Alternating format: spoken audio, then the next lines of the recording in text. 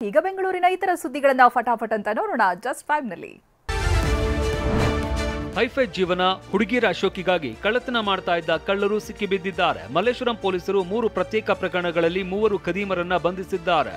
ಬೀಗ ಒಡೆದು ಮನೆಗಳ್ಳತನ ಮಾಡಿದ್ದ ಅರುಣ್ ಕುಮಾರ್ಗೆ ಜೈಲು ದಾರಿ ತೋರಿಸಿದ್ದಾರೆ.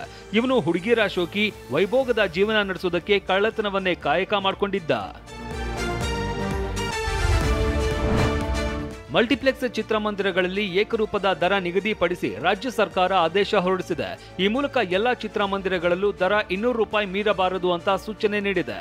ಎಲ್ಲಾ ಭಾಷೆಯ ಸಿನಿಮಾಗಳ ದರವು 200 ರೂಪಾಯಿ ಮೀರುವಂತಿಲ್ಲ. 200 ರೂಪಾಯಿಗಿಂತ ಹೆಚ್ಚಾಗಿ ಟಿಕೆಟ್ ದರ ಇರಬಾರದು ಅಂತ ಸರ್ಕಾರ ಆದೇಶ ಹೊರಡಿಸಿದೆ. 17,000 ಕೋಟಿ ವೆಚ್ಚದಲ್ಲಿ ಹೆಬ್ಬಾಳದಿಂದ ಸಿಲ್ಕ್ ಬೋರ್ಡ್ ತನಕ 18 ಕಿಲೋಮೀಟರ್ ಸುರಂಗ ರಸ್ತೆಗೆ ಸರ್ಕಾರ ಮುಂದಾಗಿದೆ. ಲಾಲ್ಬಾಗ್ ಹತ್ತಿರದ ಅಶೋಕ ಪಿಲ್ಲರ್, ವಿಲ್ಸನ್ ಗಾರ್ಡನ್ ನಲ್ಲಿ ಟನಲ್ ರಸ್ತೆಗೆ ನಿಲ್ದಾಣ ಮಾಡುವ ಪ್ಲಾನ್ ಇದೆ.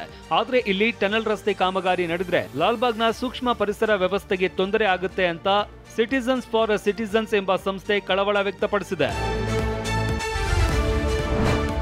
ರಾಮಮೂರ್ತಿ ನಗರದ ಬಳಿ ಕಲ್ಕೆರೆಯಲ್ಲಿ 200 ವರ್ಷದ ಹಳೆ ಮರ ಧರೆಗೆ ಉರುಳಿದೆ. ಅದೃಷ್ಟವಶಾತ್ ಯಾವುದೇ ಪ್ರಾಣಾಪಾಯ ಸಂಭವಿಸಿಲ್ಲ. ಸುಮಾರು 200 ವರ್ಷದಷ್ಟು ಹಳೆಯ ಮರ ಇವತ್ತು ಧರೆಗೆ ಉರುಳಿದ್ದು ಬಿಬಿಎಂಪಿ ಸಿಬ್ಬಂದಿ ಮರ ತೆರವು ಮಾಡಿದ್ದಾರೆ.